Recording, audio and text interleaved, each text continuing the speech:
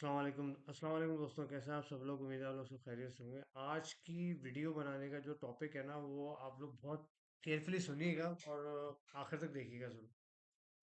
बहुत सारे लोगों का सवाल ये आता है कि सर, ये सेल्स का क्या मतलब है। मैं आपको बताना चाहूंगा, सेल्स का मतलब सेलिंग अ प्रोडक्ट नहीं है। सेल्स का मतलब होता है प्रोसीडिंग इन योर क्लाइंट्स। अब कैसे प्रोसीड करें। असल में चीज सेल्स करने में आपको अपने क्लाइंट से या अपने कस्टमर से एक रिलेशनशिप क्रिएट करना पड़ता है।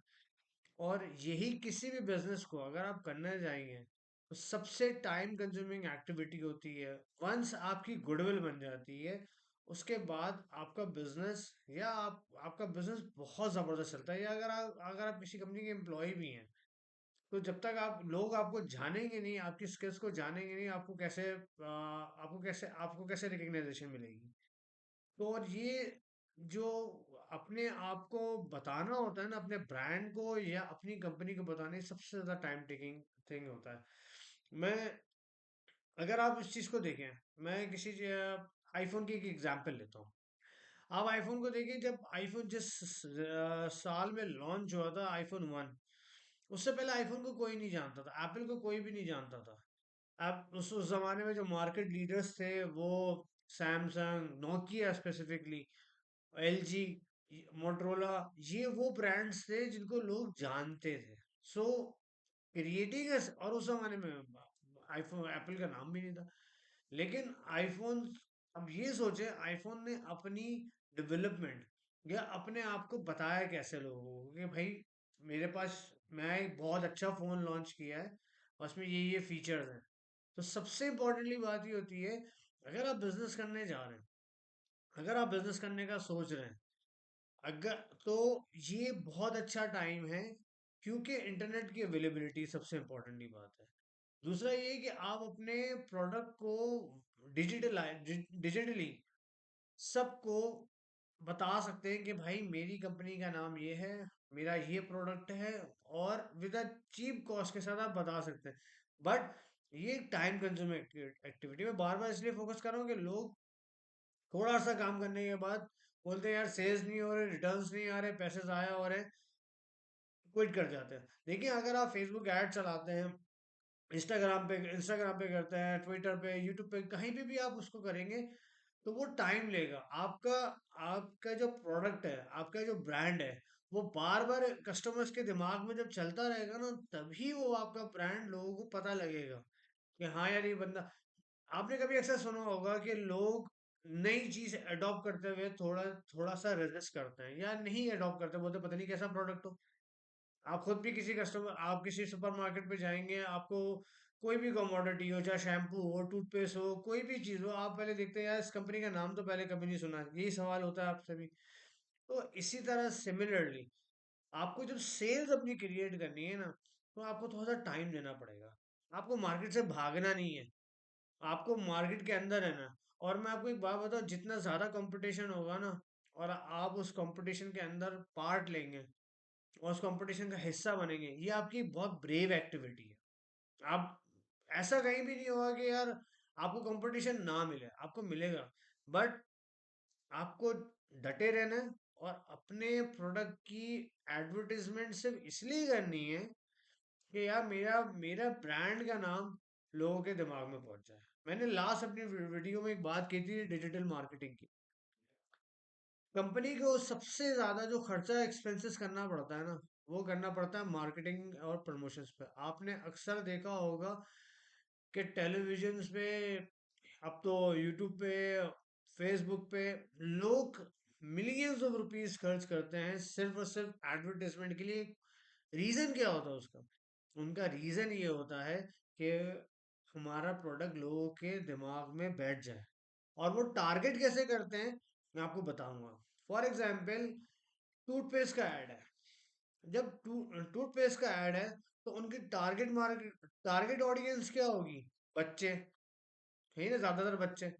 वो टूथपेस्ट के पैकेजिंग पे बच्चों की तस्वीरें लगाना, आपने एड्स देखे होंगे से जिस तरीके से मैं आपको बताता हूँ, सेफ गार्ड का जब वो कार्टून चलता था, कमांडर सेफ गार्ड का, तो वो टारगेट किसको किया हुआ था? बच्चों को किया हुआ था। स्कूल्स खुले हुए थे। अच्छा, हर वेदर का, हर सेशन का जो होता था वो उसके बारे में बताते थे कि अभी सर्दियां हैं तो फ्लू होगा, डस्ट होगी, तो आप अपने बच्चों को इससे नहलाएं। ये क्या चीज़ है? Creating awareness, creating awareness. आपने अवेयरनेस क्रिएट करते रहना है। देखिए, मार्केट को छोड़ के नहीं भागना, मार्केट को छोड़ के नहीं भागना, आपको मार्केट में रहना है। Time will take, but your product is in the market. आपको इस चीज को कंसिडर करना है कि सेल्स करना दुनिया का मुश्किल तरीन काम है। मैं इसलिए इस चीज को टाइम कंज्यूमिंग एक्टिविटी कह रहा हूँ। मिसाल है, आपने सीए के अंदर एडमिशन लिया। शुरू में आपको आपने एक दो मॉड्यूल्स भी पास कर लिए तो लोग आपको जानेंगे सीए किया हुआ नहीं किया। हाँ, सब पता होगा कि फलाना लड़का सीए कर रहा है, कर रहा है। सबको बार बार पता लगता रहेगा, 2 साल, 3 साल, 4 साल, बार बार पता लगे। आप एक दफा क्वालिफाई सीए कर जाएंगे तो लोग आपको बोलेंगे ना, हाँ यार वो फलाना लड़का सीए कर रहा था, उसने क्वालिफाई कर लिया। क्या हुआ? क्रिएटिंग। लोगों को पता लगने से लग गया। रिलेशनशिप क्रिएट करिए। सेल्स करने का सबसे आसान तरीका है कि आपको अपने कस्टमर से रिलेशनशिप क्रिएट करना।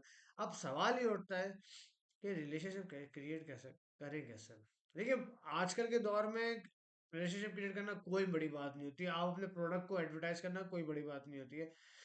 जब से इंटरनेट आया, आप फेसबुक के पेजेस पे जाके कर सकते हैं, इंस्टा के पेजेस पे जाके कर सकते हैं, यूट्यूब पे अपना अपनी वीडियोस बना के डाल सकते हैं। आप बताएंगे, जब जितना ज्यादा लाइव आएंगे लोगों को बताएंगे कि भाई मैं इस प्रोडक्ट को बेच रहा हूँ, इसके ये फायदे हैं, उनको बताएंगे, तो लोग आपकी प्रोडक्ट को देखेंगे। हाँ यार, वाकई उसने बताया था, चलो एक दफा ट्राई करके देखते हैं। ऐसी सवाल आता है ना, चलो एक दफा ट्राई करके देखते हैं। तो ये कुछ चीजें ऐसी हैं जो आपको बहुत ज्यादा बेनिफिट देंगी। मेरी बात को इसलिए सीरियसली लीजिएगा कि सेल्स करना, आपने सेल्स करनी है तो आपने अपने कस्टमर से रिलेशनशिप क्रिएट करना है। अक्सर आपने नोट किया होगा, जब आप ऑनलाइन कोई चीज परचेज करते हैं तो आपसे वो आपका ईमेल एड्रेस और टेलीफोन नंबर मांगता है। क्यों मांगते हैं भाई? कोई रिश्तेदारी थोड़ी है मेरी तुमसे। वो इसलिए करते हैं कि कोई नया प्रोडक्ट आएगा तो आपको आपको बताया जाएगा कि भाई यार हमारा नया प्रोडक्ट आ गया। आप किसी सुपरमार्केट में चीज लेने जाते हैं तो आपसे आपसे पूछे जाते हैं फीडबैक फॉर्म दीजिए। तो फीडबैक फॉर्म देने के बाद आपसे नंबर और अपना ईमेल एड्रेस जरूर मांगते हैं। वो इसलिए मांगते हैं कि वो अपनी नई नई चीजों के बारे में आपको बताते जाएं। This is called the sales. Sales का मतलब ये नहीं कि सेल्स बस चीजें बेचे जाओ, ऐसा हरगिज नहीं है। क्रिएटिंग योर, सबसे इम्पोर्टेंटली आप अपना ब्रांड बनाओ। मैं आपको कुछ टिप्स देना चाहूंगा। मैं खुद भी इस चीज में हूँ कि मैं कोशिश कर रहा हूँ कि मैं अपनी सेल्स को बढ़ा सकूँ। मैं खुद ई कॉमर्स में आपको सबसे पहले अपना ब्रांड पिक करना है। आपके पास बजट नहीं है, आप एडवर्टाइजमेंट करने शुरू करें। डिजिटल डिजिटल डिजिटल मार्केटिंग नाम ही इसका है। मार्केटिंग में बात कर रहा हूँ, डिजिटल मार्केटिंग बात ही नाम ही इसका है। मेरे पास अक्सर फोन आते हैं सर पावर ईगल्स के बारे में, क्योंकि मैं पावर ईगल्स का पार्ट रहा हूँ इसलिए मैं बता भी रहा हूँ। उस वीडियो में मैंने बताई भी थी बातें। लेकिन यार, दूसरों का प्रोडक्ट क्यों, अपना प्रोडक्ट क्यों नहीं? आप किसी भी होलसेलर के पास चले जाए, जोड़िया बाजार में या बोल्डर मार्केट में, आपको एक से एक बंदे मिल सकते हैं। कोई भी प्रोडक्ट जो आपको अच्छा लगता है, आप उसकी एडवर्टाइजमेंट शुरू करें। जब आपके पास ऑर्डर्स आने शुरू हो जाएं, तब आप उनसे खरीदें और भाई आगे सप्लाई करें। इसमें कोई बुराई तो नहीं है। जब अब अगर आपके पास इतना बजट है कि आप स्टॉक मेंटेन कर सकते हैं, अब स्टॉक मेंटेन करने की जरूरत ही नहीं है। अभी लोगों को पहले बताया तो सही कि आप हैं क्या, आपका प्रोडक्ट का नाम क्या है, आपका ब्रांड क्या है। देखिए, अगर मैं एक इंडस्ट्री उठा के देता हूँ, मैं आपको बताता हूँ जैसे क्लोथिंग है। अब मुझे एक बात बताएं, क्लोथिंग में कितने ज्यादा ब्रांड हैं। खादी, जुने जमशेद, स्टाइल, पता नहीं कौन कौन से हैं। क्या है, इनके तो रिटेल आउटलेट्स भी इतने सारे हैं। तो क्या इनकी रोजाना की करोड़ों रुपए की सेल होती होगी एक स्टोर से? नहीं ना, लेकिन मार्केट से गए नहीं है। ये लोगों को बार बार एडवर्टाइज करके थ्रू सोशल मीडिया के थ्रू, फेसबुक के थ्रू, ट्विटर के थ्रू, इंस्टाग्राम के थ्रू लोगों को अवेयरनेस देना होता है। लोगों को अपनी आने वाली प्रोडक्ट में, जैसे अभी सॉरी, अभी जैसे विंटर आ रहा है, विंटर की कलेक्शन देने जाएंगे। तो विंटर की कलेक्शन देने जाएंगे तो उनके जो सेल्स जो समर की है उस पे सेल लगा देंगे। समर की सेल पे सेल लगा देंगे। यहाँ से भी रेवेन्यू आ रहा है, विंटर पे कोई सेल नहीं होगी। ऐसा ही होता है। तो थिंग इज दैट कि देखो यार दोस्तों, भागना नहीं है, काम करना है। स्टार्ट करें, कुछ नहीं होता। आप लोग सब लोग कुछ ना कुछ अपनी जॉब से इनकम कमा रहे होते हैं। थोड़ा थोड़ा हिस्सा आपने अपने बिजनेस में डालते रहे, थोड़ा थोड़ा डालते रहे, डालते रहे, डालते रहे। एक टाइम ऐसा आएगा, मैं आपको बताना चाहूंगा कि आप खुद बोलोगे यार अच्छा हुआ मार्केट को छोड़ के नहीं गया। अगर कुछ नहीं करना होगा, अगर आप छोड़ के चले गए, खत्म, एंड, कुछ कुछ मिलना है? कुछ भी नहीं मिलना। तो आप सबसे रिक्वेस्ट है, आपके पास कोई अपना फीडबैक है तो मुझे दीजिएगा। मैं भी बहुत सारे लोगों से सुनता हूँ, उनकी उनके टिप्स देखता हूँ कि यार वो लोग क्या क्या स्ट्रैटेजी रखते हैं।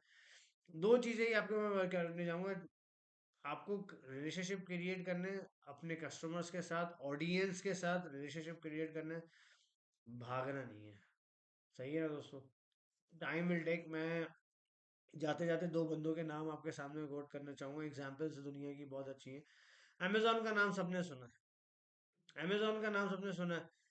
1999 में उस बंदे ने वो अमेजोन स्टार्ट की थी, और 2009 तक उसने 1 रुपए का प्रॉफिट नहीं कमाया। Can you imagine that? 10 साल तक कोई प्रॉफिट नहीं, अपने पल्ले से लगाता रहा था। टेस्ला, अपने नाम सुना होगा, टेस्ला की बात।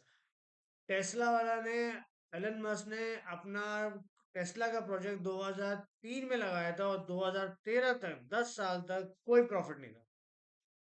तो उसको तो भाग जाना चाहिए, छोड़ के मर जाना चाहिए, बल्कि दुनिया को छोड़ के चले जाना चाहिए। देखिए, सेल्स होती है, रिटर्न्स आते हैं, बढ़ेगा जरूर, टाइम विल टेक। तो अगर आपकी कोई सजेशन है या कुछ चीज पूछनी हो मुझसे, तो आप जरूर मुझसे पूछिएगा। इंशाल्लाह मैं आपको दोबारा नेक्स्ट वीडियो में मिलूंगा। इंशाल्लाह, अपना बहुत ज्यादा ख्याल रखिएगा। अस्सलाम वालेकुम।